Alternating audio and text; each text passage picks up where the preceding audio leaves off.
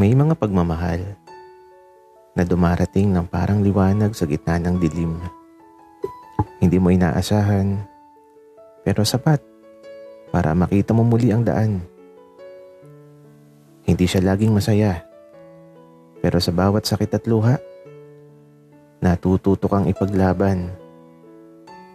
Hindi dahil perpekto siya, kundi dahil sa piling niya, natagpuan mo ang sarili mong buong minahal ka.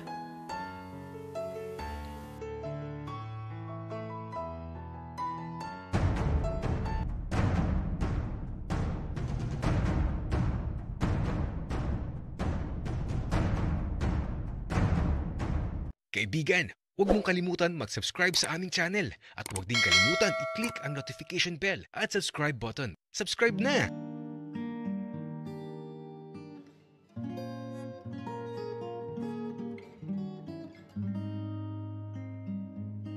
Nagising ako, pero di ko maimulat ang mga mata ko. Ang sama ng pakiramdam ko, kaya ito, tinawag ko si Santino.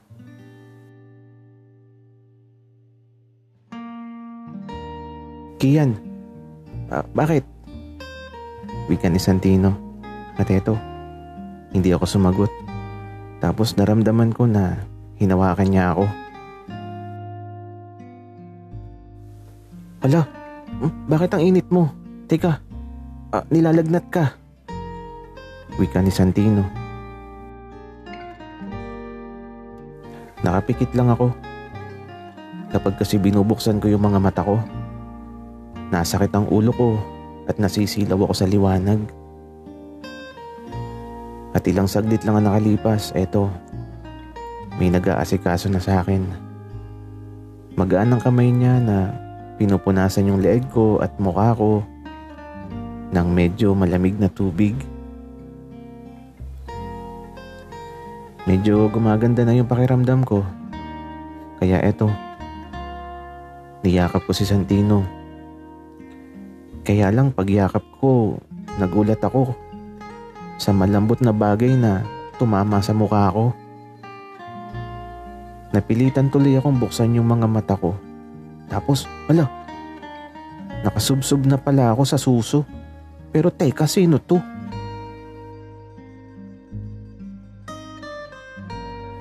Sorry, hindi ko sinasadya. Wika ako. Okay lang. Nagustuhan ko naman. Ako si Agatha. Best friend ako ni Santino. Lumabas kasi siya eh. Nabili ng gamot. Sorry talaga, Agatha. Hindi ko intention yun. Akala ko kasi si Santino. Okay nga lang, ano ka ba? Pero, ang cute mo pala, Kian, kapag gising ka. Huwag ka mag-alala. Pauwi na siguro yun. Nagugutom ka na ba?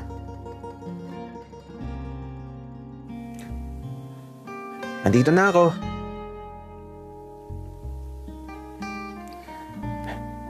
Kian, maiwan na muna kita.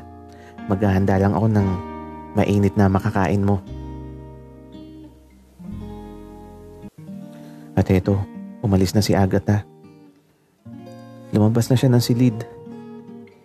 Natakot ako kasi naman, ikaw ba naman yung makaranas ng ganun?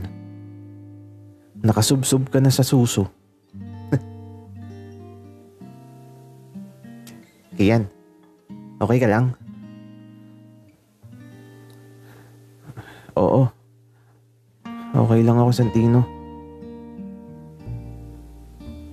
Tara, bumangon ka muna.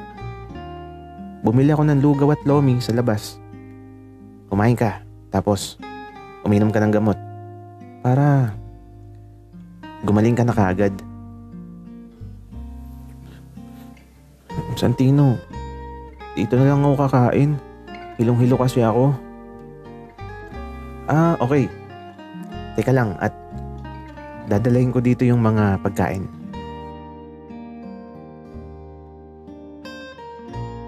Kaya ito, nagpasok siya dito ng maliit na lamesa sa silid ko. At habang ipinapasok nila yung pagkain, naiinis ako Kasi naghaharutan sila nung Agatha.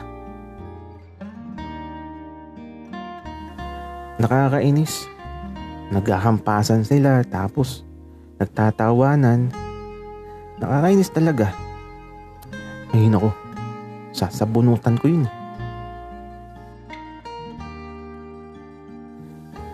Kian, kain na. Susubuan na lang kita. Ibo ko muna yung bibig mo. Dali na at papasok na ang lugaw. Santino, ano ba? Ipasok mo na lang. Para kang nagpapakain ng bata eh. Diretso pasok na kaagad. Sorry na, Kian. Naglalambing lang eh. O siya, ubusin mo to para lumakas ka. Santino, aalis na muna ako. Babalik na lang ako ha. Kian, magpagaling ka. Ingat ka, Agatha. Wika ni Santino. Pag alis ni Agatha, tahimik lang ako. At si Santino naman, nakangiti pa. Hindi na nga ako nangiti para makita niyang hindi ako masaya. Ngiting-ngiti pa siya dahil dun sa Agatha na yun. Bakit naman para kang nalugi, Kian? Ngumiti ka, bahala ka. Baka mamaya kumulubot yung mukha mo. Ewan ko sa'yo. Wika ako. Kung nagseselos ka, Kian, bahala ka. Basta ako. Wala akong ginagawang masama.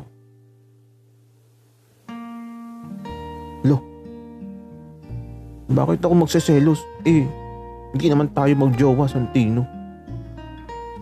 Tama ka, Kian. Kaya wala kang karapatan na magselos. Wika ni Santino. Gagi, bakit ganun? Parang hindi tama. Parang lumalabas na wala talaga akong karapatan. Pero kahit hindi tayo magjowa, Kian, aalagaan pa din kita kasi gusto ko nang gumaling ka para makalabas na ulit tayo. Napapaisip tuloy ako. Tama nga naman, wala akong karapatan. Ano bang gagawin ko para magkaroon ako ng karapatan? Santino, gusto mo jowa na kita? Tayo na. Ngayon na.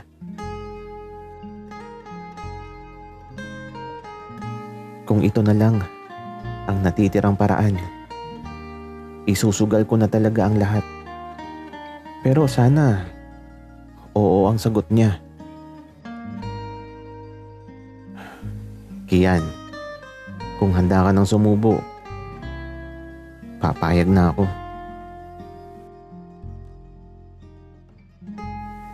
Yun ang sagot niya na di ko inaasahan. Ay naku talaga. Oo, Santino. Payag na ako. Okay. Ano bang date ngayon, Kian?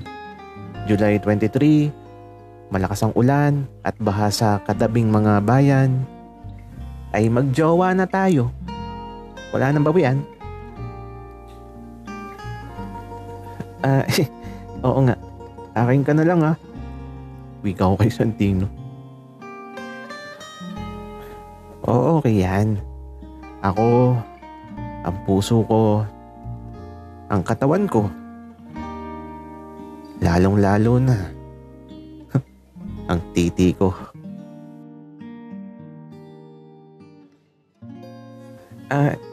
Sige. Wika ko. Medyo kinakabahan. Gagi talaga. Handa na ba talaga ako? Kian. Gusto mo na bang sumubo?